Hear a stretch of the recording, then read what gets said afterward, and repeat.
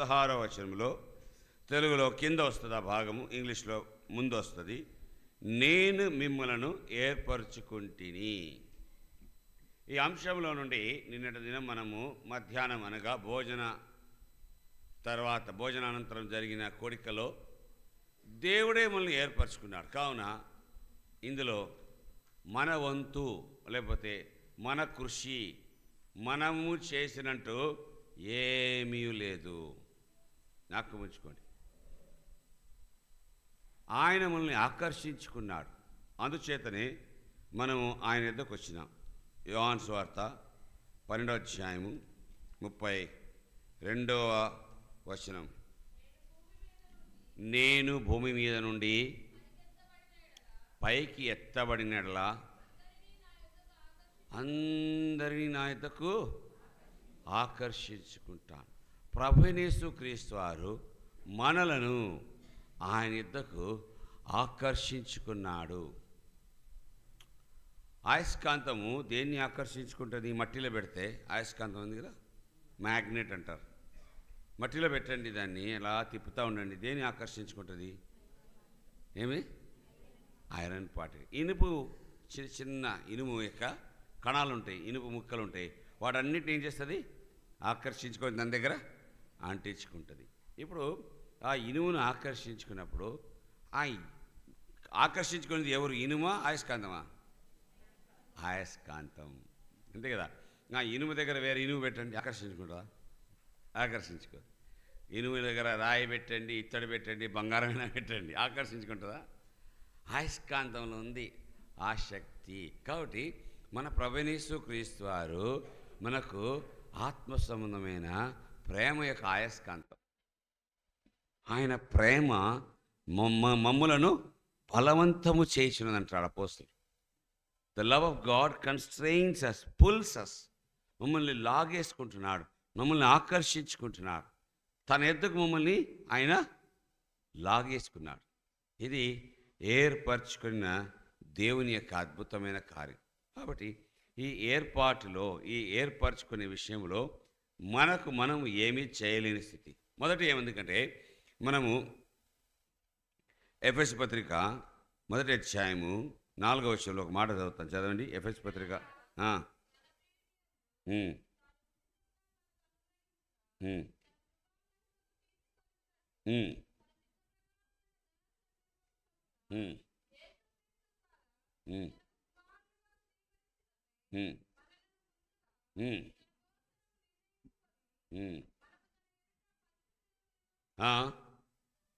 ఇంకా జగత్ పునాది వేయబడక ముందే ప్రేమ చేత క్రీస్తులో మనలను ఎప్పుడంట? ముందుగా. ఎప్పుడంట? ముందుగా. అదే ఇన్ ద బిగినింగ్, ముందుగా. ఓకే. తర్వాత ఇంకొక మాట ఏమంటారంటే జగత్ పునాది వేయబడక ముందే ఆయన ఏర్పరచుకోవడంలో మనం ఎక్కడ ఉన్నాం? అప్పుడు జగత్ పునాది వేయబడక మనం పుట్టినామా? మనం పుట్టకుండా ఉన్నప్పుడు మన ప్రమేయం ఏముంది? మనం పుట్టనే లేదు, మనం ఇక మనుషులుగా లేనేలేము. అయినా ఆయన మనల్ని ఏర్పరచుకున్నాడంటే అందులో మన ప్రమేయం ఏమీ ఉండడానికి వీలే లేదు. నేను అంగీకరించినాను, నేను యేసుప్రభుని అంగీకరించినాను, నేను యేసుప్రభు దగ్గరికి వచ్చాను, యేసుప్రభు నేను దేవుడుగా నాకు ఏం చేశాను, ఎంచుకున్నాను, నాకు నేను తీసుకున్నాను. అన్నీ ఉట్టిదండి, అన్నీ ఉట్టిది. ఆయన ఆకర్షించుకోకపోతే మనం ఆ ఇనుప ముక్కల్లాగా మట్టిలో పడి ఉండేవాళ్ళం. ఇనుప ముక్కల్లాగా ఎక్కడో మట్టిలో, బురదలో, మనుషుల కాళ్ళ కింద ఏమైంది? ఇది తొక్కబడతా ఉండేవారం. ఆ ప్రభువారు తన ప్రేమ చేత, తన శిలువ యాగము చేత, తాను శిలువలో చేసిన ఆ త్యాగము చేత, తన యొక్క అద్భుతమైన ఆ బలి యాగము చేత మనలను ఆకర్షించుకున్నాడు. ఆయన అద్భుతమైన, ఆశ్చర్యకరమైన, మన ఊహకు అంతుపట్టని ఆ ప్రేమ యొక్క ఎత్తు, లోతు, పొడవు, వెడల్పు ఎంతో లెక్క పెట్టలేం. అంతటి ప్రేమతో ఆయనే మనల్ని ఆకర్షించుకున్నాడు. ఆయనే మనల్ని అంటే జగత్ పునాది వేయబడక ముందే ఏర్పరచుకున్నాడు, ముందుగా ఏర్పరచుకున్నాడు. కాబట్టి మనం ఏమి చేయగలిగే స్థితిలో లేమప్పుడు. అపోస్తలుడైన పౌలు ఇంకొక మాట అంటాడు, తల్లి గర్భంలో, అదే కదా, గలాతీ పత్రిక 1:15. గలాతీ పత్రిక 15 మొదటి వచనం, మొదటి అధ్యాయం 15 క్షమించిన. ఆయనను మొదలుకొని నన్ను ప్రత్యేకపరిచి ఎక్కడ పిలిచాడంట? తల్లి గర్భం అంట. తల్లి గర్భంలో బిడ్డ ఉన్నప్పుడు ఏమైనా చేయగలుగుతుందా? బిడ్డ ఏం చేయగలుగుతుంది? ఏమి. తల్లి గర్భంలో పడిన మొదలుకొని who separated me from my mother's, అక్కడ నుండి నన్ను ప్రత్యేకించుకున్నాడు, ఏర్పరచుకున్నాడు, నన్ను వేరు చేసుకున్నాడు. యాకోబును ఏసావును ఒకటే తల్లి గర్భంలో ఉన్నారు, ఒకటే తల్లి గర్భంలో ఉన్నారు. అది కూడా ఒకేసారి ఉన్నారు, కౌల పిల్లల్లాగా, ఒకేసారి కౌల పిల్లల్లాగా ఉన్నారు. అయినా దేవుడు అన్నాడు, ఏమన్నాడు?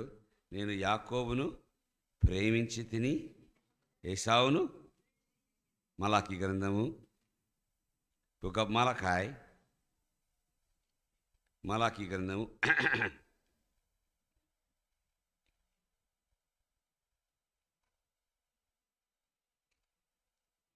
1వ అధ్యాయము,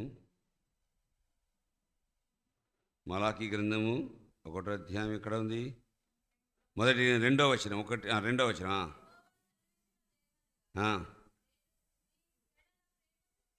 నీ ఎడల ప్రేమ చూపినాను, అయితే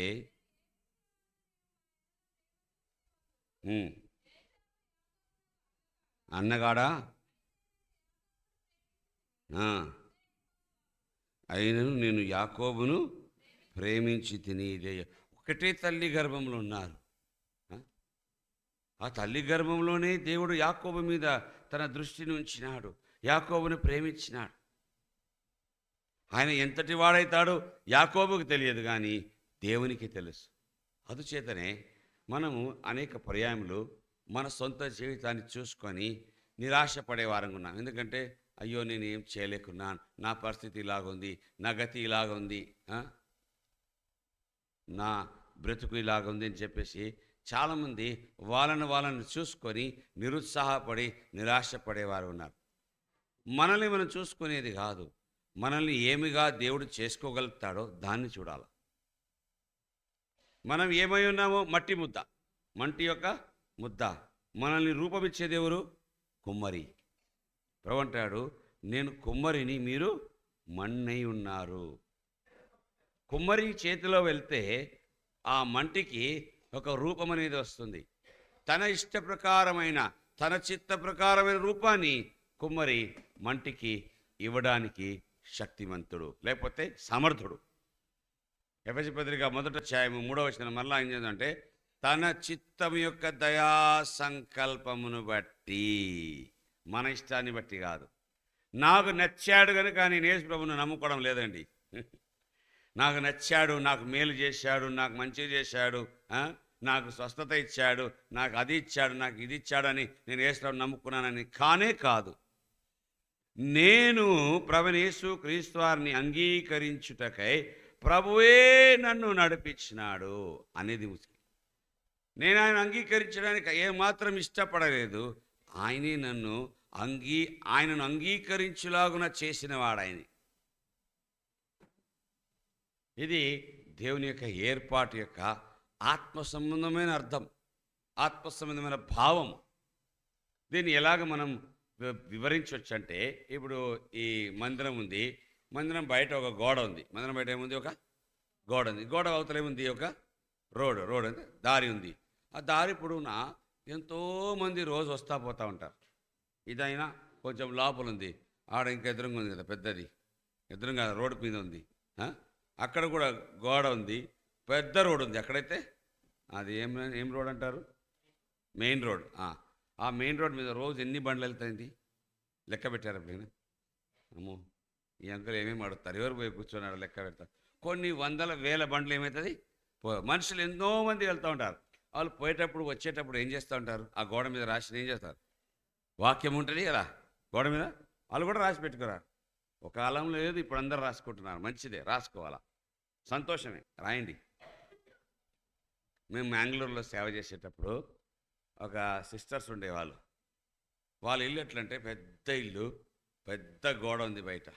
ఒకప్పుడు వాళ్ళు బక్సింగ్ గారి కాలంలో బక్సింగ్ గారితో కూడా వారు సహవాసం చేసేవారు.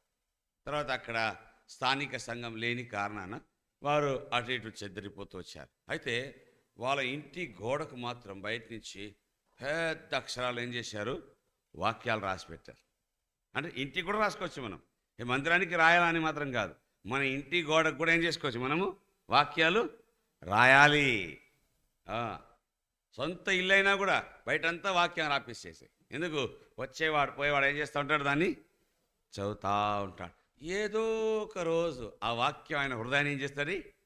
టచ్ చేసేస్తుంది. ఒక్కసారి ఆ వాక్యం హృదయాన్ని తాకితే చాలు. ఇంకా ఇప్పుడు అనుకోండి, బయట గోడ మీద వాక్యం రాస్తుంది. ఏమని రాస్తుంటే, ప్రయాసపడి భారం మోయిచున్న వారారా మీరు నా యొద్దకు రండి, యెహోవా చేత ఆశ్రదించిన బడినవాడా లోనికి అని వాక్యం రాస్తుంది. అక్కడ చదువుతూ ఉంటాడు.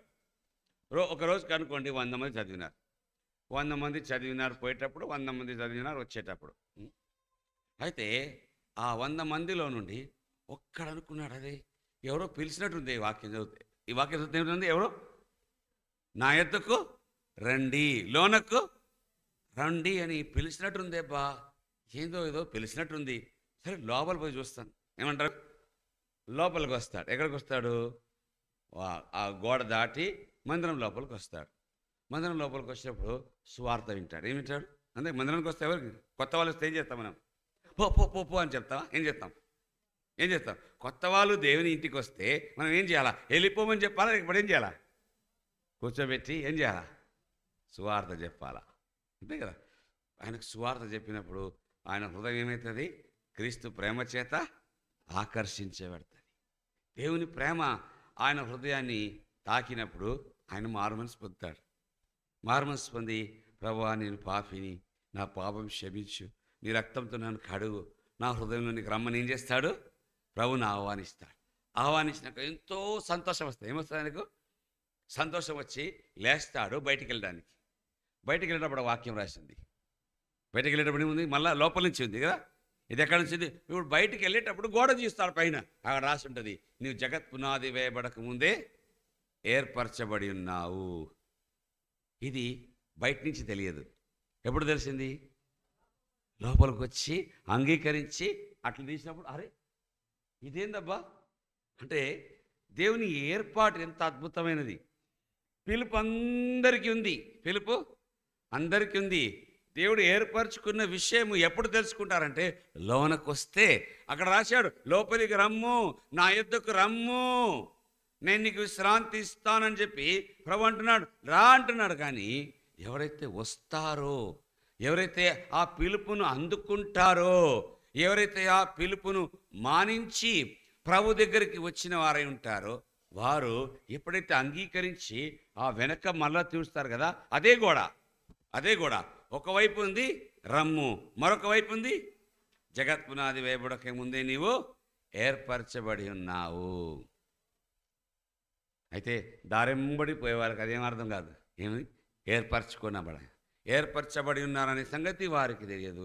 లోన వచ్చిన వారికి, అంటే రక్షణ లేని వారికి, చెప్పాలంటే రక్షించబడని వారికి దేవుడు వారిని ఏర్పరచుకొని ఉన్నాడు అనే సంగతి గ్రాహ్యం కాదు.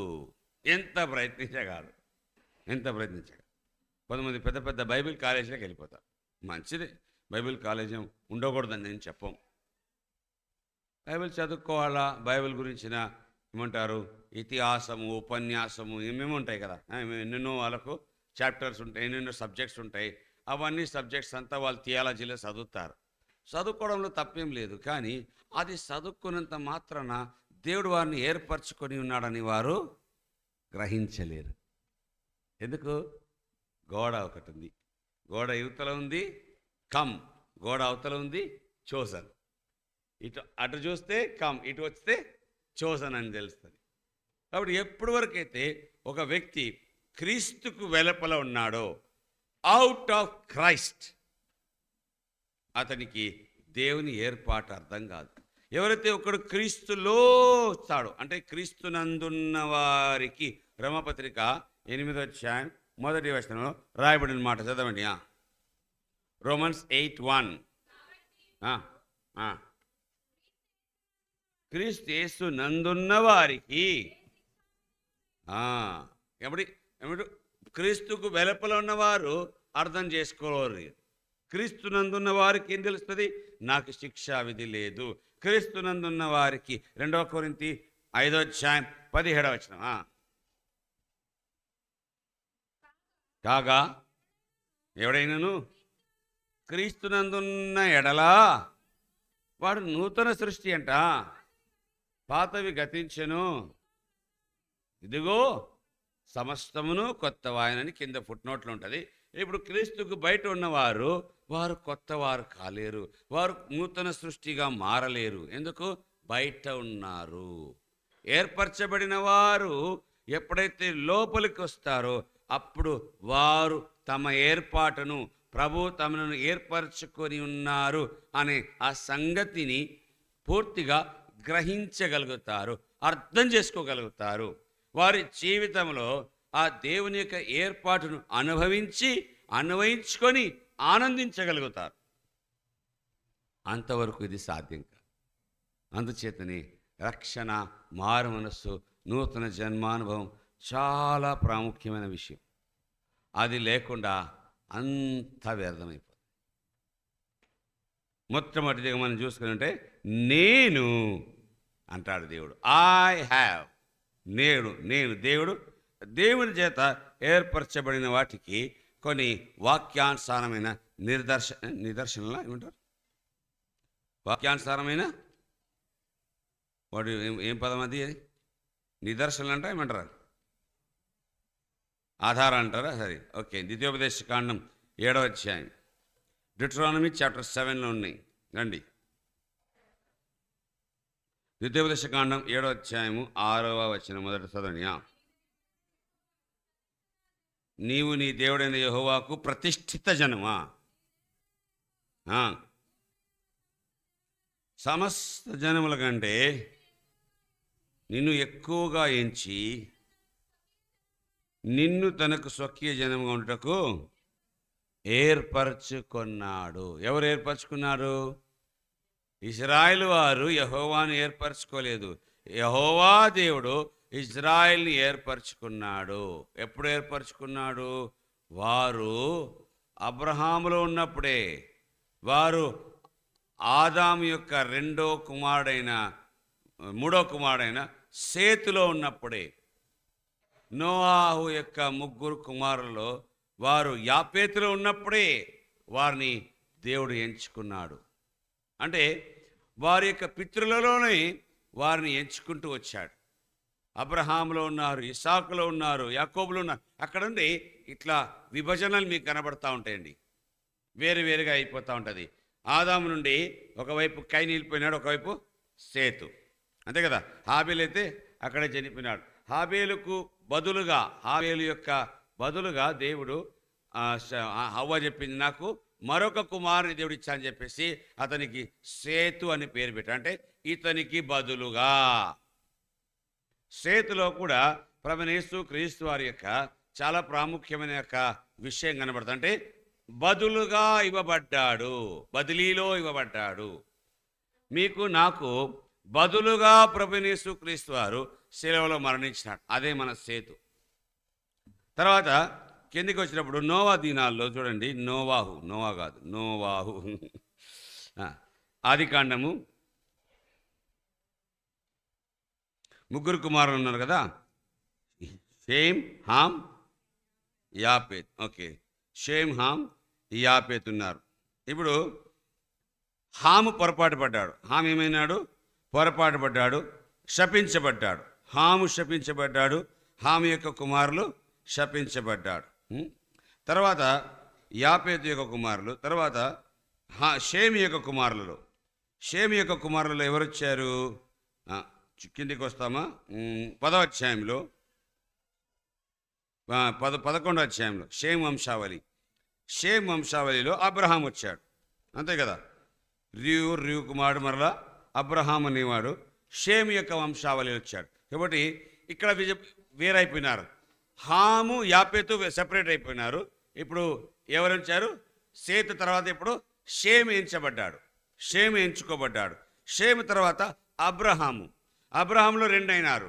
మొదటివాడు ఇష్మాయిల్ అటుపోయినాడు. తర్వాత ఇసాకు, దేవుని యొక్క వాగ్దాన పుత్రుడని, వాగ్దాన సంబంధమైన కుమారుడని ఇసాకులో దేవుడు ఏర్పాటు చేసుకొచ్చాడు. ఇసాకులో 2 అయినారు, ఏసావు, యాకోబు. ఏసావును దేవుడు ద్వేషించి యాకోబును ప్రేమించాలని యాకోబు ఏర్పాటులోనికి వచ్చాడు. వీరు ఏర్పాటులోనికి రావడానికి ముందే దేవుడు వారిని వారి యొక్క పితృలలో ఏర్పరచుకొని ఉన్నాడు.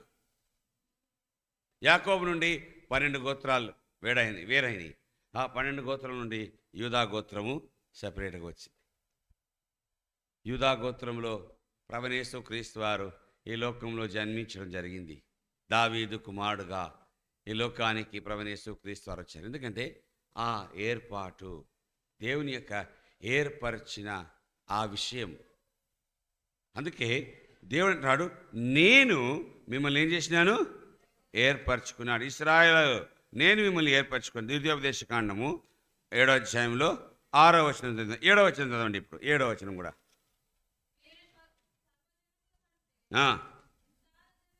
విస్తార జనమని యెహోవా మిమ్మల్ని ప్రేమించి ఏర్పరచుకొనలేదు.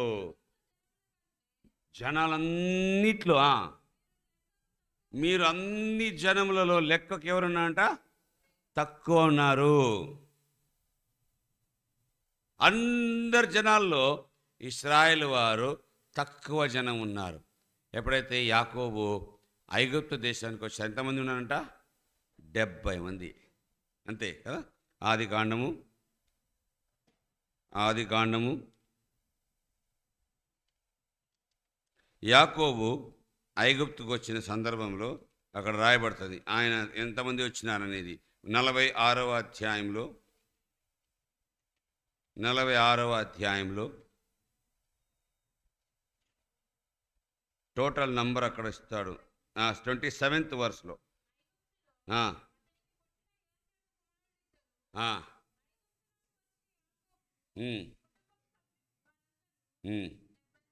కేవలం ఒక జనానికి, ఒక జాతికి, లేకపోతే ఒక కులముది, ఒక జనము 70 మందితో ఆరంభమైంది. అంతకుముందు ఎంతమందితో ఆరంభమైంది? 12 మంది ఉన్నారు యాకోబు కుమారులు. అంతకుముందు యాకోబు ఒక్కడే, అంతకుముందు ఇసాకు ఒక్కడే, అంతకుముందు అబ్రహాము ఒక్కడే. అంటే ఆ ఒక్కరిలో నుండి ఇంత గొప్ప జనసమూహం. అబ్రహాంతో దేవుడు చెప్పిన వాగ్దానము, నువ్వు ఆ కళ్ళు ఎత్తి ఎక్కడ చూడమన్నాడంట? ఆకాశం చూడు, ఆ నక్షత్రాలు లెక్క పెట్టమన్నాడంట. లెక్క పెట్టగలుగుతామా? రాత్రి ట్రై చేసుకోండి. లేకపోతే సముద్ర తీరంన, సముద్రపు ఒడ్డున ఏమంట? ఇసుక రేణులను లెక్క పెట్టుకోయా అన్నాడు. ఆకాశపు నక్షత్రాలను ఒకసారి ట్రై చేయవచ్చు, ఒకసారి ట్రై కొట్టవచ్చు కదే. 1, 2, 3, 4 అయితే కొంచెం దూరం ఉంటాయి కాబట్టి. ఇప్పుడు ఇసుక రేణులు ఇది ఒక పిడికెట్ ఇసుక రేణులను లెక్క పెట్టగలుగుతామా? ఒక్క పిడికెట్ తీసుకుంటే కూడా లెక్క పెట్టలేమండి. ఎంత గొప్ప దేవుడు! ఇంత విస్తారమైన జనంగా అయితే ఏర్పరచబడినప్పుడు ఏమరట? అందరికంటే తక్కువ. ఏదో గొప్ప జనమని నిన్ను ప్రేమించలేదు, ఏదో గొప్ప జనమని నిన్ను ఏర్పరచుకోలేదు.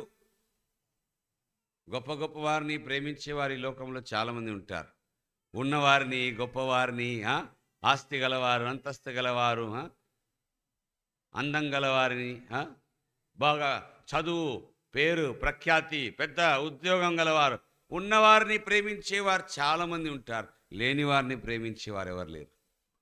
ప్రభువైన యేసు క్రీస్తు వారు ఏమీ లేని స్థితిలో మనల్ని ప్రేమించే దేవుడు. మన తక్కువ స్థాయిలో ఉన్నప్పుడే ఆయన మనల్ని ప్రేమించడానికి ఇష్టపడి ఉన్నాడు. ఇష్టపడి ఆయన మనల్ని ప్రేమించినాడు. ఎలాంటి భూ సంబంధమైన, ఎలాంటి శరీర సంబంధమైన యోగ్యతలను బట్టి, లేకపోతే మంచితనాన్ని బట్టి, లేకపోతే ఏదైనా ఈ శరీర సంబంధమైన గుణాలను బట్టి మనల్ని ఎంపిక చేసుకోలేదు.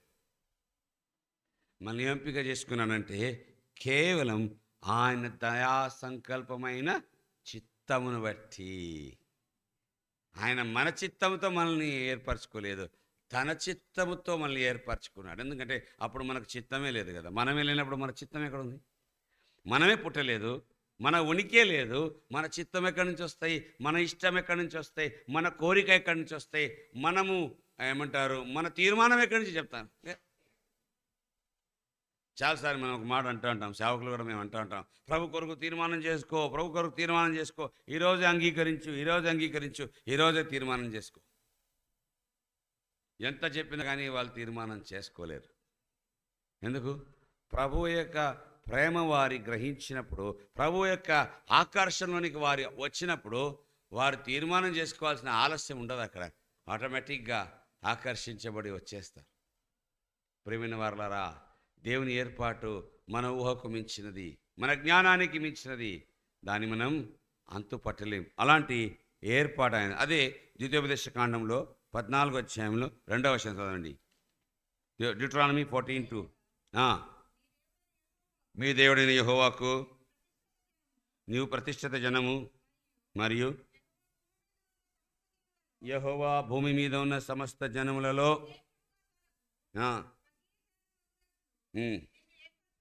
యెహోవా యెహోవా యెహోవా అని ఈ 2 వాక్యములో యెహోవా నిన్ను ఏర్పరచుకొనును, ఆయనే నేనే నిన్ను ఏర్పరచుకొని ఉంటాడు. చోజన్ బై గాడ్ అని మాటి మాటికి దేవుడు అక్కడ చెప్తున్నాడు.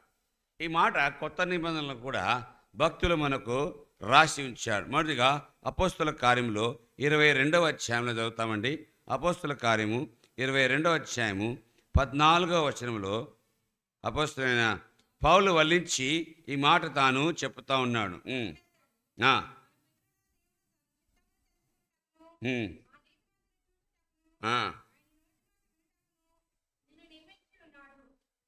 He has chosen you. నా బైబిల్లో ఉంటే chosen you, నిన్ను ఏర్పరచుకొని ఉన్నాడు.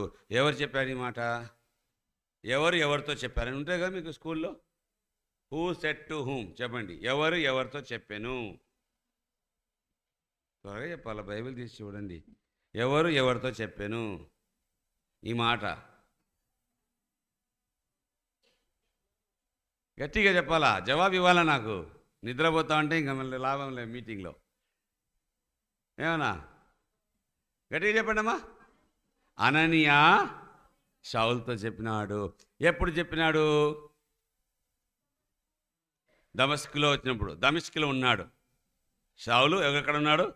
దమిష్కులో. ఎలాగున్నాడు? గుడ్డివాడుగా ఉన్నాడు.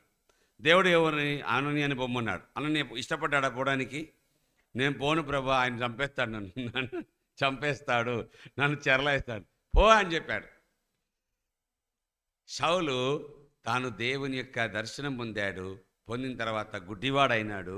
3 దినాలు ఏం చేస్తారంట? ఉపవాస ప్రార్థన. అన్నపానం పుచ్చుకోకుండా ఏం చేస్తారంట? ఇదిగో అతడు ప్రార్థించుచున్నాడని రాయబడే సందర్భంలో ఈ మాట అక్కడ 9వ అధ్యాయంలో లేదు. ఈ మాట 9వ అధ్యాయంలో లేదు. కానీ ఇక్కడ వచ్చింది ఏమని? మన పితృలైన దేవుడు నిన్ను ఏర్పరచుకొని ఉన్నాడు, నీవు ఆయన చిత్తమును చేయాలి, ఆ నీతిమంతుని చూడాలి, ఆయన నోటి మాట, ఆయన స్వరాన్ని నువ్వు వినాలి అని. దేవుని ఏర్పాటు చూడండి. దేవుడు ఎప్పుడు ఏర్పరచుకున్నాడో షౌలుకు అర్థమైంది. అందుకే తాను ఈ ఏమంటారు అగ్రిప్ప రాజా దగ్గర వచ్చాడు. ఎవరి దగ్గర ఉన్నాడు? ఫెలిక్స్ దగ్గర ఉన్నాడు ఇప్పుడు కదా. ఫెలిక్స్ దగ్గర ఉన్నాడు. అవును. ఆయన అక్కడికి వచ్చి ఆయన ముందు ఏం చెప్తా? ఆయన ముందు సాక్ష్యం చెప్తున్నాడు. అతని ముందు సాక్ష్యం ఇస్తా ఉన్నాడు. ఈ విధంగా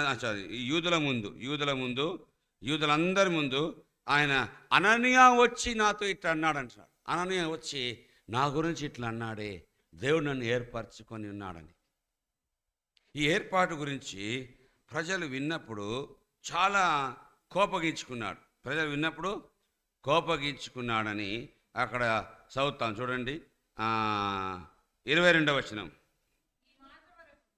ఆ, ఆ, వారు ఆలకించుచుండిరి. అప్పుడు ఇటువంటి వాడు బ్రతకదగ్గడు, చంపివేయడానికి అరే, ఇతనేమో నిన్ను దేవుడు ఏర్పరచుకున్నాడని చెప్తా ఉంటే ప్రజలందరి ఒకే స్వరంతో ఈయనను బ్రతకనియొద్దు, ఈయనను చంపేసేయండి అంటున్నారు. ఎందుకంటే ఈ లోకం యొక్క వారికి దేవుని యొక్క ఏర్పాటు అర్థం కాదు. లోకస్తులకు, ఈ లోకములో జీవించే వారికి, ఈ లోకులైన వారికి ప్రభు యొక్క ఏర్పాటు అర్థం కాదు. ప్రభు యొక్క ఏర్పాటు వారికి అసహ్యముగా ఉంది, వారికి అయిష్టముగా ఉంది, వారికి అభ్యంతరకారణముగా ఉంది. అయితే ఏర్పరచబడిన వారికి అది ఆనందం, ఏర్పరచబడిన వారికి అది గొప్ప సంతోషం అండి. ఏమని?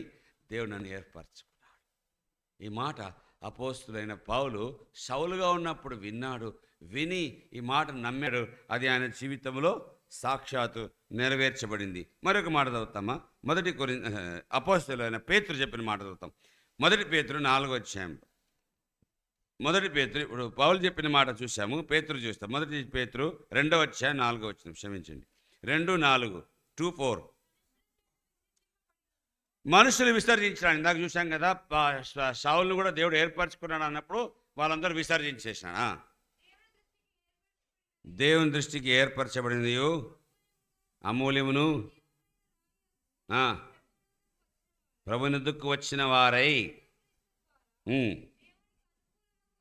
చూడండి, దేవుని చేత ఏర్పరచబడిన వారుగా మీరును, అంటే ఇంగ్లీష్లో నేను చదువుతాను, but chosen of God and precious stones ఈ ఆల్సో అని వస్తుంది అక్కడ. Chosen of God and precious stone disallowed of men. మనుషులు విసర్జించేస్తారు మనల్ని.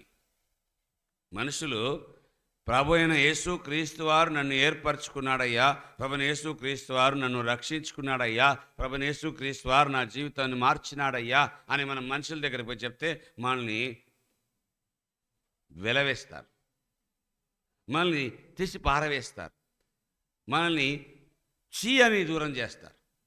ఎందుకు? రాయబడింది మనుషుల చేత విసర్జించబడే వారంగా ఉన్నాం. కానీ దేవుని చేత ప్రభుని యేసు క్రీస్తు వారిని దేవుడు ఏర్పరచుకున్నాడు. ఏర్పరచబడిన రాయి దగ్గరికి రావడానికి కూడా ఏర్పాటు ఉండాలి.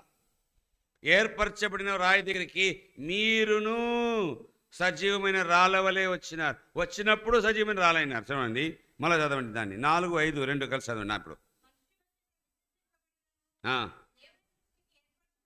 దేవుని దృష్టికి ఏర్పరచబడినది అమూల్యమును సజీవమైన రాయియగు ప్రభునద్దుకు వచ్చిన వారై.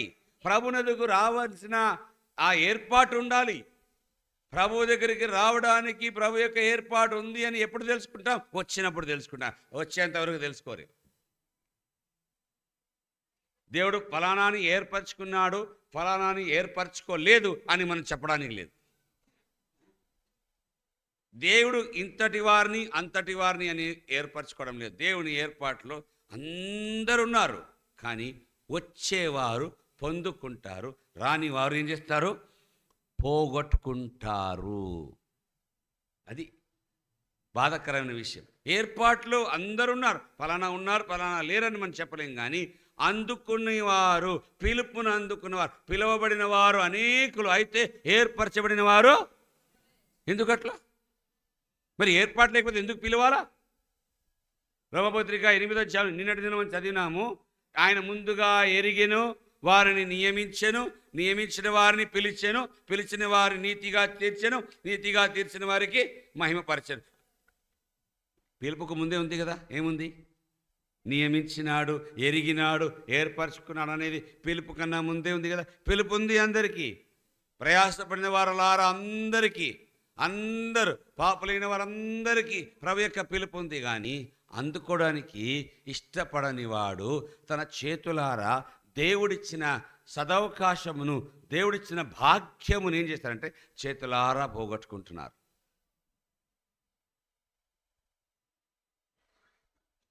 ఒకవేళ ఏదైనా ఏమంటారు, గవర్నమెంట్ స్కీమ్ అంటారు కదండి, ఏమంటారు దాన్ని? ప్రభుత్వ సంబంధమైన పథకం పథకం వస్తుంది కదా. పథకం వస్తే ఏం చేయాలా చెప్పండి? పథకం చూస్తే ఏం చేయాలా? మీ దగ్గర ఉండాలి కదా. ఏముండాలా? ఆ పథకానికి సంబంధించిన అర్హతలు, అంతే కదా. పలానా పలానా పలానా అర్హతలు ఉన్న వారందరికీ ఏముంటుంది? పథకం ఉంటుంది. ఇప్పుడు వరగాని అనుకోండి. వరగాని వాళ్ళు ఏం తప్పుగా అనుకోవద్దు అండి. ఏం ఒక పథకం వచ్చిందండి. వరగానిలో 1000 మంది ఉన్నారు ఆ పథకానికి సంబంధించిన అర్హులు. ఓకే, 1000 మంది పోరారు. ఓకే, అందులో ఒకడు అంటాడు, నాకెందుకులే అంటాడు. అందరు పోతారు. 999 మంది ఏం చేస్తారు? పోతారు. పథకంలో వాళ్ళకేం వస్తుంది? దొరకాల్సిన ద్రవ్యం దొరుకుతుంది, తీసుకుంటారు, హ్యాపీగా ఉంటారు, అంతే కదా. వీడికి ఏమవుతుంది? అర్హత ఉన్నా కానీ ఏమైంది? ఎక్కడ పోలేదు ఆయన. ఫస్ట్ పథకంలో ఉన్న వచ్చేది దానికి ఏమంటారు? అప్లికేషనా? అప్లికేషన్ ఇవ్వడానికి పోలేదు. ఇప్పుడు నీ పథకంలో ఉన్నావాయా, నీ ఇంటికి వచ్చి ఇస్తామంటారా? నువ్వు పోయి అందుకోలేదు దాన్ని. పథకం యొక్క పిలుపు వచ్చింది. ఫలానా ఫలానా ఉన్నవారు అందరు రండి అయ్యా, అందరి రండి అయ్యలారా రండి, అమ్మలారా రండి అని చెప్పేసి ఆ పథకానికి పిలుపు వచ్చినా కానీ పోనివాడు ఏమవుతాడు? పోగొట్టుకుంటాడు. ప్రభువైన క్రీస్తు వారి యొక్క పథకం ఉంది. ఏం పథకం అంటే? రక్షణ పథకం, పరలోక రాజ్యం యొక్క పథకం, నిత్య జీవము, దేవుని రాజ్యము, యుగ యుగములు ఉండే ఆ జీవము, ఆ శాశ్వతమైన జీవం యొక్క పథకం దేవుడు మనుషులందరికీ. యోహాను సువార్త 1వ అధ్యాయం 29వ వచనంలో ఆ పథకం యొక్క మాట రాయబడింది. ఇదిగో మర్నాడు ప్రభువైన క్రీస్తు వారు తన ఎద్దుకు రాగా చూసినాడా, ఇదిగో లోక పాపమును మోసుకొని పోయి ఇప్పుడు ఈ పథకం ఏమంటుంది? లోకంలో ఉన్న వారందరి పాపమును ప్రభువైన క్రీస్తు వారు. లోకంలో ఎవరెవరు ఉన్నారండి? ఏ దేశాలు ఉన్నాయండి? ఇప్పుడు మన భారతదేశం ఈ లోకంలో ఉందా, లేకపోతే లోకం బయట ఉందా? చాలామందికి భారతం అంటే అర్థమే తెలియదు. సంస్కృతంలో భారతం అంటే ప్రపంచం, లోకం అని అర్థం సంస్కృత భాషలో. అందుకే ప్రపంచంలో ఉన్న వారందరి ఒక్క కుటుంబం అని హిందూ శాస్త్రాల్లో రాయబడింది. వసుదేవ కుటుంబ అని రాయబడుతుంది. అంటే ప్రపంచంలో ఉన్న మనుషులందరూ ఒకే ఇంటికి చెందినవారు, ఒకే కుటుంబానికి చెందినవారు అని హిందూ శాస్త్రంలోనే ఉంది. కానీ దాన్ని నమ్మరు వాళ్ళు. వాళ్ళ దగ్గర ఉంది, వాళ్ళు చెప్తారు కానీ నమ్మరు. చెప్తారు కానీ నమ్మరు. ఈ తుర్కోలు వాళ్ళు, ఈ క్రైస్తవులు వీళ్ళు, ఇది వీళ్ళని చెప్పేసి మళ్ళీ వేరు చేస్తారు. సర్వలోక పాపమును మోసుకొని పోయిన ఆ దేవుని గొర్రెపిల్ల సర్వలోకాన్ని పిలుస్తున్నాడు. నా దగ్గర రండి ప్రయాసపడి భారం వచ్చిన వారులారా అందరూ. ఆల్ ఈ దట్ అని ఇంగ్లీష్లో ఉంది. ఇంగ్లీష్లో చదవండి ఎవరైనా. English Matthew 11:28. Matthew 11 chapter 28. మత్తయి సువార్త 11:28. ఆల్ ఈ.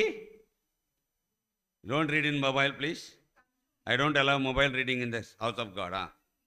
Come unto me, all who labor and are heavy laden. All. తెలుగులో ఉందా ఆల్ అనే పదం? ఉందా? పోయింది కదా. తెలుగులో చదవండి ఇప్పుడు. సమస్త ఉంది కదా, మరి లేదంటారు చూడండి. సమస్త జనులారా. సమస్తం అంటే ఏంటిది? కొందరైనా అందరా? అందరూ. నల్లోళ్ళు తెల్లోళ్ళు, నల్లోళ్ళు తెల్లోళ్ళు, తెలుగులు అరవోళ్ళు, మాలోళ్ళు మాదిగోళ్ళు, అందరూ ఉండాలా. అందరికీ ఉంది పిలుపు. కమ్మోళ్ళకు ఉండి, రెడ్డికి కూడా ఉంది, అందరికీ ఉంది. ఏ మత కుల జాతి వర్గము భేదము లేకుండా. ఈ మత కుల జాతి వర్గాల భేదాలు ఎందుకు చేస్తారు తెలుసా? ఈ పథకాల కొరకు, రాజకీయాల కొరకు, ఓట్లు కొట్టడానికి చేశారు ప్రజల మీద. అర్థమైందా? జాగ్రత్త. ఆ ఓట్లు కొట్టే వర్గాలు తీసుకొచ్చి దేవుని ఇంట్లో కొట్టద్దండి. దేవుని ఇంట్లో కొట్టద్దు. మాకు ఫలానా అబ్బాయి కావాలా, మాకు ఫలానా కులం అమ్మాయి కావాలని అడుగుతున్నారనుకోండి, నేరుగా బయట దారి చూపించే నా లెమ్మెలన్నా. అర్థమైందా నేను చెప్పేది? ఎవరైనా వచ్చి మా అమ్మాయికి పలానా కులం అబ్బాయి చూడండి అయ్యా, మా అబ్బాయికి పలానా కులం అమ్మాయి చూడండి, ఆ దారి చూపించేయాలి, అంతే, దారి చూపించేయాలి. అటువంటి వారు మందిరానికి వచ్చి మందిరాన్ని చెరిపేస్తారు. సంఘానికి చీడా పురుగు. జాగ్రత్త. కుల మత జాతి భేదాలు పెట్టేవారు. దేవుడు అందరినీ ఒకే ప్రేమతో ప్రేమించినాడు. ఏ భేదం లేకుండా అందరి పాపలు, ఏ భేదం లేకుండా అందరు పాపము చేసి దేవుడు అనుగ్రహించి మహిమను పొందలేకపోయినప్పుడు అందరినీ ప్రేమించి మీరందరూ నాకు కావాలని దేవుడు ఏర్పరచుకున్నాడండి. ఆ పథకాన్ని ఎంతమంది ఈరోజు పోగొట్టుకుంటున్నారు. ఎందుకు? వారి సొంత గర్వాన్ని బట్టి, అహంకారాన్ని బట్టి, మతం యొక్క మతమును బట్టి. వారికి దేవుడిచ్చే ఆధిక్యత వద్దంట, దేవుడిచ్చే పిలుపు వద్దని త్రోసేస్తున్నారు. ఏం చేస్తారు తెలుసా? దేవుని ఏర్పాటును కాళ్ళ కింద చితకదొక్కుతున్నారు. దేవుని ఏర్పాటును వారు ఎరగక అజ్ఞానం, అవివేకంతో, ముండి హృదయముతో, మూర్ఖమైన తల ఆలోచనలతో వద్దని వదిలేస్తున్నారు. ఎంతో బాధాకరమైన విషయం. ఏం పోగొట్టుకుంటున్నారో ఈరోజు అర్థం కాదు. ఏ రోజైతే నరకంలో పడి కాలుతారు కదా, ఆ రోజు అబ్బా ఇంత గొప్ప ఆధిక్యత నేనేం చేశాను, పోగొట్టుకున్నాను. లూకాసు వార్తలో 16వ అధ్యాయంలో ఆ లాజరు ఉన్నాడు, ఇంకెవరున్నాడు? ధనవంతుడు ఉన్నాడు. ధనవంతుని దగ్గర చాలా ధనం ఉంది. ఆ ధనముతో ఆయన బాగా ఉంటారు, మదమెక్కాడు. నా ధనం నాకంతా, నా ఆస్తి నాకంతా అని చెప్పేసి పెద్ద పెద్ద కొట్లు పెట్టుకొని అన్ని ఆహారము తినుచు త్రాగుచున్నాడు. ఏమంటాడు? ఎక్కడ 19వ వచనంలో, 19వ వచనం, ఉదారంగ వస్త్రములు, సన్నపనార వస్త్రములు, బహుగా సుఖించిన. నాకేముంది? ఇంకా నాకు అన్ని సుఖాలు ఉన్నాయి, నాకెందుకు యేసు ప్రభు, నాకెందుకు పాపక్షమాపణ, నాకెందుకు పరలోకమయ్యా, ఈ లోకమే నాకు పరలోకంలాగా ఉంది అనుకుంటా. నా ప్రాణమా తినుము త్రాగుము సుఖించుము అనుకొని సుఖిస్తూ ఉన్నాడు. ఒకవేళ అట్లా అనిపిస్తుంది, ఈ ధనవంతుడు ఆ ధనవంతుడు ఇద్దరు ఒకరేమో, ఈ ధనవంతుడు ఆ ధనవంతుడు ఇంకొకడు ఉన్నాడు కదా, ఇద్దరు ఒకరేమో అనుకుంటుంది. కాబట్టి ఆయన సుఖించుచున్నాడు. కానీ ఎప్పుడు ఆయనకు అర్థమైంది? 23వ వచనంలో అర్థమైంది. 23లో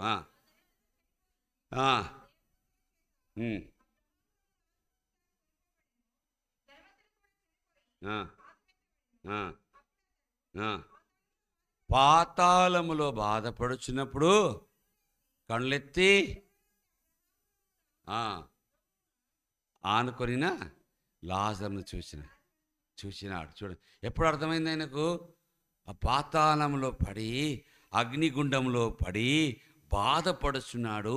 అగ్ని రగులుకొనున్నది, కాలుతున్నాడు, అక్కడ కాలిపోతున్నాడు.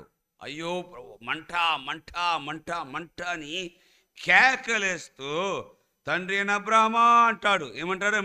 24లో తండ్రి అయిన అబ్రాహమా అంటే అబ్రాహం కుమారుడే అయినా, తండ్రి అయిన అబ్రాహమా లాజరును పంపించు, ఒక్క చిన్న చుక్క నీళ్ళు నా నాలుకకు పెట్టు, బాధపడుచున్నాను ఈ అగ్నిలో నేను, ఐఎమ్ టార్మెంటెడ్. 24 చదవండి.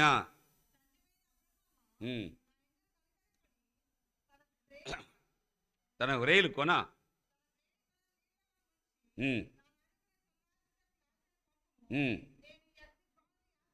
నేను ఈ అగ్ని జ్వాలలలో యాతన పడేటప్పుడు ఆయనకు అర్థమైంది, అబ్బా నేను బ్రతికి ఉండగానే ఏం చేయాల్సింది? యేసు ప్రభువారిని అంగీకరించాల్సింది. సరే, నేను ఎట్లయినా యాతన పడుతున్నాను కదా, నాకు ఎంతమంది సహోదరులు ఉన్నారు? 5 సహోదరులు ఉన్నారు. వాళ్ళు ఇంకా బ్రతికి ఉన్నారు కదా, కనీసం వాళ్ళైనా ఇక్కడ రాకుండా ఈ యాతన ఉండే స్థలం, ఈ అగ్నిగుండంలో వారు రాకూడదు అని చెప్పేసి ఏమన్నాడంటే, తండ్రి అయిన బ్రహ్మ నాకు నీళ్ళు ఇవ్వలేదు, పోనీలే, నా బతుకు నేను భరిస్తున్నాను నా బాధ, కానీ నా 5 సహోదరులు ఉన్నారు, వాళ్ళు ఇక్కడ రాకుండా ఉండాలంటే లాజరును పంపుము. వారి యొద్దకు లాజరును పంపించి వాళ్ళు ఇక్కడ రాకుండా చేయమని వారికి సాక్ష్యం ఇవ్వడానికి పంపించాను. 28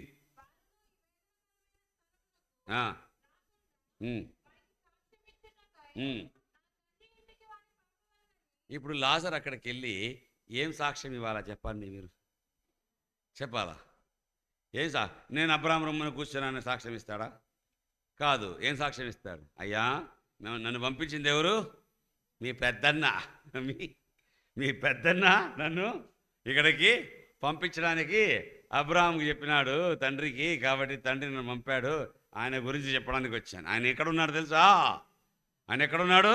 అగ్నిలో కాలుతున్నాడని. ఒకవేళ లాజర్ని పంపించుంటే, ఒకవేళ లాజర్ని పంపించుంటే, మనమే అనుకోండి, ఇప్పుడు మనం ఇంట్లో 6 సహోదరులు ఉన్నామని, మనమే ఇప్పుడు ఇంట్లో 6 సహోదరులు ఉన్నాము. పెద్ద ఆయన ఏమైనాడు? అకస్మాత్తుగా చనిపోయాడు. అంత మంచి స్థితిలో ఉన్నారు. మంచి వరగాణిలో మంచి పొలాలు, మిద్దలు, మేడలు అన్నీ ఉన్నాయి. బాగా ఏమంటారు, బలిమి కలిగిన కుటుంబం. బలిమి అంతా ఉండే కుటుంబం అంట. అన్ని ఖాతా పీతా గర్ తిని బాగా బలిసిన కుటుంబం అన్నమాట. ఆ పెద్దోడు చనిపోయిన 2 రోజులకు ఆయన దోస్తు ఎవరైనా వచ్చారనుకోండి, అయ్యా నేను కూడా చనిపోయినాను, మీ నాయనతో దోస్తు నేను, మీ నాయనకి చాలాసార్లు చెప్పినాం కానీ ఆయన యేసు ప్రభు గురించి నమ్ముకోలేదు, ఇదిగో నేను మరలా వచ్చానంటాడు. నేను ఎక్కడ వచ్చాను? నేను మరలా పరలోకానికి వచ్చాడు, దేవుడు నన్ను పంపించాడు మీ 5గురికి చెప్పడానికి, మీరు కూడా మీ అన్న దగ్గర నరకానికి పోతారని అని చెప్పినప్పుడు ఎంతమంది నమ్ముతారు? అది 5 మందిలో. ఒకవేళ అక్కడ నేనే ఉన్నాను అనుకోండి, నేనే ఉంటాను, చచ్చినప్పుడు వస్తాడా అని చెప్పేసి ఏం చేస్తాం? వచ్చినా ఏం చేస్తాం? ఎనికి తరమేస్తాం. పోయినాక ఎవరు వచ్చిన వాళ్ళు? పోయినాక ఎవరు వచ్చింది లేదు, జాగ్రత్త. పోయినాక ఎవరు వచ్చింది? ఈ భాగమును బట్టి నేను ఒక మాట ఏం చెప్పబోతానంటే, చాలామంది అబద్ధ ప్రవక్తలు, అబద్ధ బోధకులు ఉన్నారు. ఏం చేస్తారంటే, నేను చచ్చిపోయినాను, నేను అక్కడ పోయినాను, పరలోకానికి పోయినాను, పరలోకంలో విహారం చేసి వచ్చాను అని వాళ్ళు బోధ చేస్తారు. పచ్చి అబద్ధికులు కట్టు కథలు చెప్తారు వాళ్ళు. జాగ్రత్త. వీడియోలో చూసింటారు కదా, I died, I went to heaven, I saw hell. పరలోకాన్ని చూచాను. ఒక అమ్మాయి చచ్చిపోయిందంట, 4 రోజుల తర్వాత మళ్ళీ బతికిందంట. వచ్చి చెప్తుందంట, నేను పరలోకం చూస్తాను, అక్కడ దేవదూతలు ఉన్నారు, దేవుడు ఉన్నాడు, తెల్లగున్నాడు, జగజగా మెరుస్తున్నాడు, ఆయన వెంట్రుకలు ఇలా ఉన్నాయి, బంగారం లాగున్నాడు, బంగారం లాగా మెరుస్తూ ఉన్నాడు. అయితే మరొకసారి చూశాను, మరొక భయంకరమైన నరకం ఉంది, జనాలు కాలుతున్నారు, అయ్యో అయ్యో అయ్యో అయ్యో అని అరుస్తూ ఉన్నారు. నేను అంతా చూసినాక దేవుడు నన్ను మళ్ళా పంపించాడంట. పోమా, నువ్వు చూసింది పోయి చెప్పమా అని చెప్పి పంపించాడంట. పచ్చి అబద్ధం. కేవలం ప్రజలను మోసం చేయడానికి అంతే. ఇక్కడ రాయబడింది, ఇక్కడ వచ్చిన వారు మళ్ళీ తిరిగి పోవడానికి వీలు లేదు. ఒక్కసారి అవతల దాటావా అంతే. మళ్ళీ యువతలు వచ్చే మార్గం ఈజ్ వన్ వే. ఒకవైపు రహదారి, ఇది ఒకవైపు రహదారి. పోవడానికి ఉంది కానీ రావడానికి మళ్ళా అవకాశం లేదు. ఎంతైనా చేసుకో. ప్రేమైన వారలారా, ఇటువంటి అబద్ధ బోధకుల నుండి జాగ్రత్త ఉండాలి. వాక్యంలో రాసింది ఏమని రాసింది? ఒకడు చదవండి,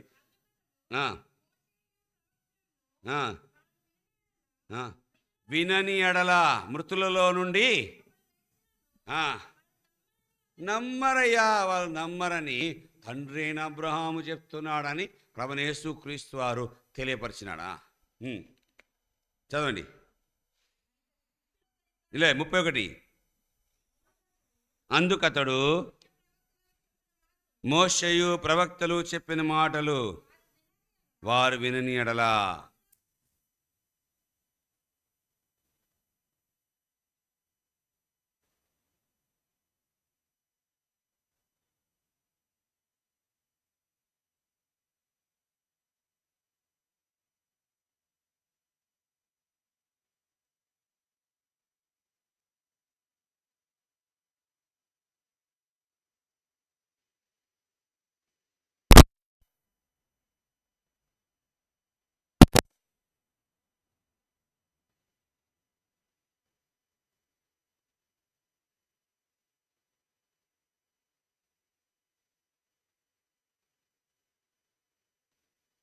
రెండవ అధ్యాయం 4-5 ఉన్నాయి కదా. మీరు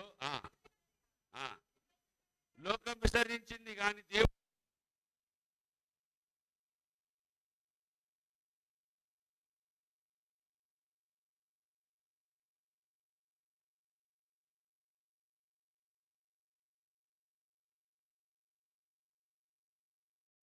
కొందరు వస్తున్నారు, కొందరు వదిలి పెడుతున్నారు, పోగొట్టుకున్నారు. వచ్చిన వారు ఏమవుతున్నారు? రాష్ట్రాలు వచ్చిన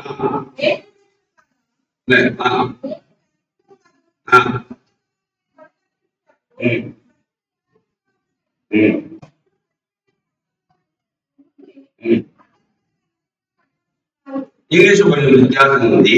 మీరు వచ్చినప్పుడు ఏమవుతుందంటే, when you come chosen of God and precious, when you come you become living stones. మీరు సజీవమైన రాళ్ళుగా మారిపోతారు. దేవుడు ఏర్పరచుకున్నాడు, క్రీస్తు ప్రభు దగ్గరికి రావాలి. ఆయన ఎవరంట?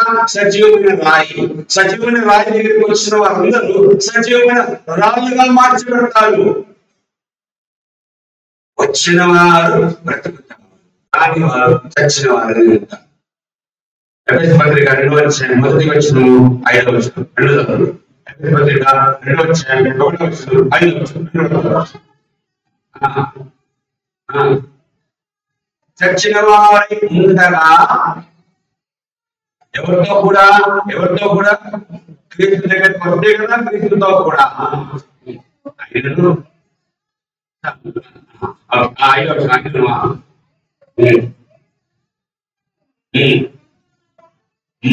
మన ప్రాణం చేత చచ్చిన వారంగా సైతము మన ఎడల చూపిన మహాప్రేమను బట్టి క్రీస్తుతో కూడా బ్రతికించెను.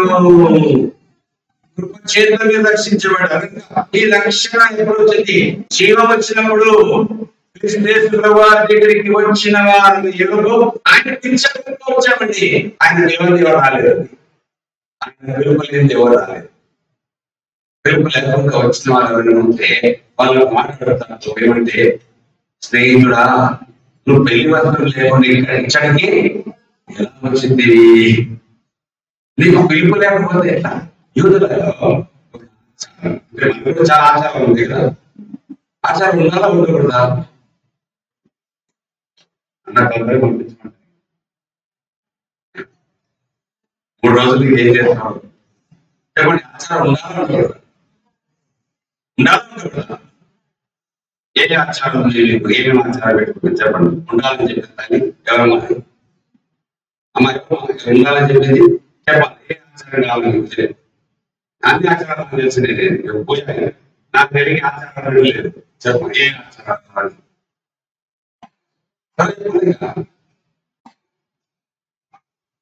ఆచారం కూడా చెప్పండి. దాని భావం చెప్తాను, దాని మూలం చెప్తాను, దాని అర్థం చెప్తాను, దాని వెనకాల ఎవరున్నారని చెప్పేస్తాను. నిమ్మకాయ పిడినట్టు పెట్టేస్తాను ఆచారాలు ఇన్నింటికి కావాలంటే. రసం వేసేస్తాను. ఏమి నిమ్మకాయ లేదు, నాకు మంచిగా ఏ ఆచారాలు చెప్పండి. ఏ ఆచారాలు ఉండాలన్నారు కదా, పలకరే చెప్పాలి కదా. ఏ ఆచారాలు కావాలి? ఆచారం ఉండాలి. ఎప్పుడు క్రైస్తవ వదిలేసి విశ్వాసాలకు ఆచారం ఉండాలి, ఉండకూడదు. మనం ఎన్ని ఆచారాలు పెట్టుకున్నాం? మనకి ఎక్కువ ఆచారాలు 2 సందర్భాలు. ఒకటి పెళ్లి, ఒకటి సాగు. పెళ్లిలో పెళ్ళి ఉంటాయి, ఆచారాలు ఏం తప్పు లేదు. సాగులో ఉంటుంది, సాగులైతే మితి మీరిపోతాయి. పెళ్లిలో పెళ్ళి ఉంటే సాగు మితి ఉండదు, ఉండకూడదు ఆచారాలన్నీ.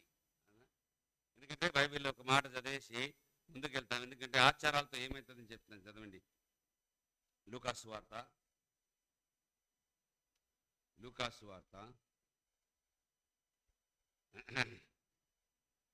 Luke Gospel chapter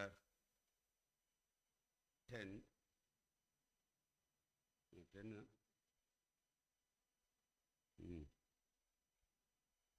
You very well reject God's word to fulfill your traditions అంటారు. ఒక్క నిమిషం. లూకాసు వార్త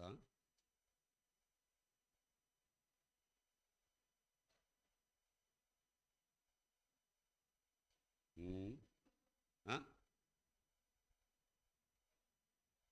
మార్క్ 7 కదా, నాట్ లూక్ 7. ఓకే, మార్క్స్ వార్త 7వ అధ్యాయం. మార్క్స్ వార్త 7వ అధ్యాయం ఉంది. మార్క్స్ వార్త 7వ అధ్యాయం 8వ వచనం. మార్క్ 7:8. Right, thank you. దేవుని ఆజ్ఞలు విడిచిపెట్టి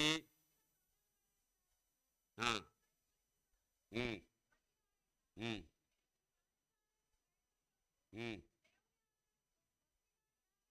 మీ పారంపర్య ఆచారములను ఏం చేయాలంట? గాయకులకు దేవుని ఆజ్ఞని ఏం చేస్తారంట? కొద్దిగానా బుద్ధిగా అంటే బొత్తిగా అంటే అర్థం ఏంటిది? ఫుల్, పూర్తిగా. You fully reject the commandment of God. దేవుని ఆజ్ఞను పూర్తిగా మీరు ఏం చేస్తారు? యూదులకు ఒక ఆచారం. ఏం ఆచారం అంటే మళ్ళీ అడుగుతాను. వారి పెళ్లిళ్ళకు ఎవరికైనా పిలిపిస్తే, మన దగ్గర కూడా ఉంది, పెళ్లిళ్ళకు వాళ్ళు పిలిపిస్తే వస్త్రాలు ఇస్తారు. అందుకే మన దగ్గర కూడా పెళ్లికి ఏం చేస్తారంటే ఇంటి వారికే వస్త్రాలు తీసుకుంటారు. అబ్బాయి వాళ్ళు ఏం చేస్తారంటే అమ్మాయి ఇంటి వారికి వస్త్రాలు తీసుకుంటారు. అమ్మాయి వాళ్ళకు అబ్బాయి వాళ్ళ ఇంటికి ఇట్లా ఒకరికొకరికి ఏం చేస్తారు? గుడ్డలు ఇస్తారు, అంతే కదా. చీరలు, తర్వాత పంచలు, చీరలు, షర్టు, ఇవన్నీ ఏం చేస్తారు? ఇస్తారు. ఎందుకంటే ఆ పెళ్లి రోజు వేసుకొని రావాలి, పెళ్లి రోజు వేసుకొని రావాలని.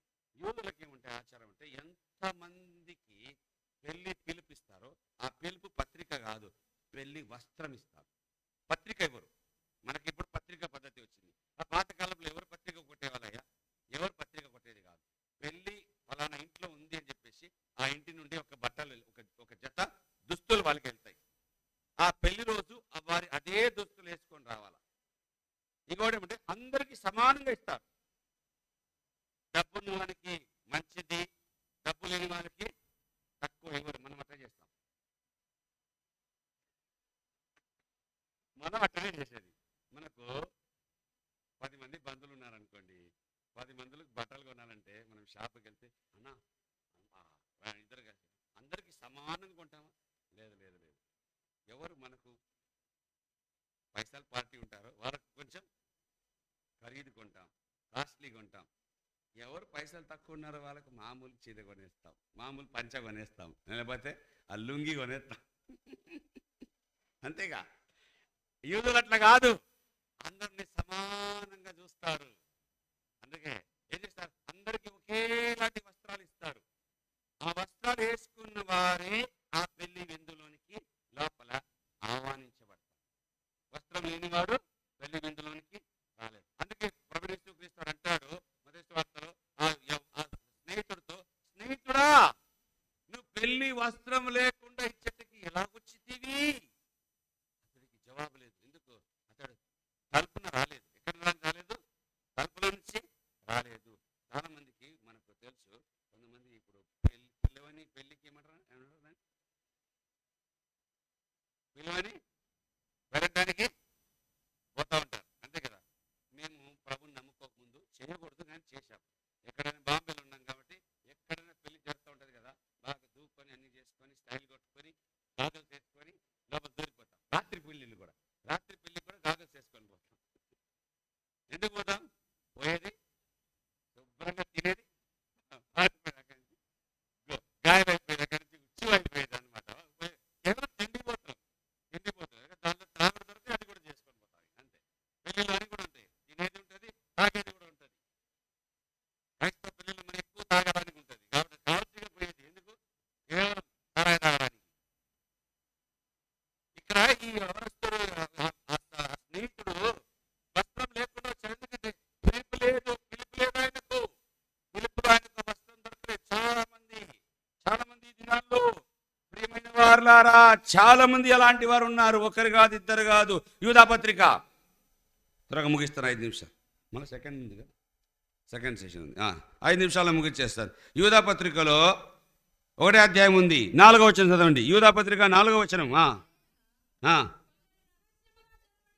కొందరు రహస్యముగా జోరబడి ఉన్నారు, వారు భక్తిహీనులై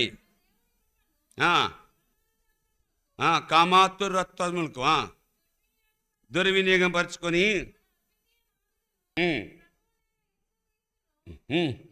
విసర్జించిన వారై ఉన్నారు. ఈ తీర్పు పొందుటకు వారు పూర్వముందేని. ఎవరంట? రహస్యముగా జూరబడ్డారంట. ఎలా వచ్చారంట వీళ్ళు? రహస్యంగా. ఎప్పుడు వచ్చాడు, ఎలాగొచ్చాడు అర్థమే కాలేది. వచ్చింది ఏమైనాడు? నేరుగా నేనే కింగ్ అయిపోయినాడు. రింగ్లోకి వచ్చాడు, కింగ్ అయిపోయినాడు. ఎప్పుడు వచ్చాడు? ఇలాగ చాలా మంది రహస్యంగా జూరబడిన వారు. దొంగలు ఎలా వస్తారు? రహస్యంగా వస్తాడు. చీకట్లో ఎవరు చూడనప్పుడు ఏం చేస్తాడు? దొంగకి వస్తాడు. ప్రభువు యేసుక్రీస్తు దొంగ ఎందుకు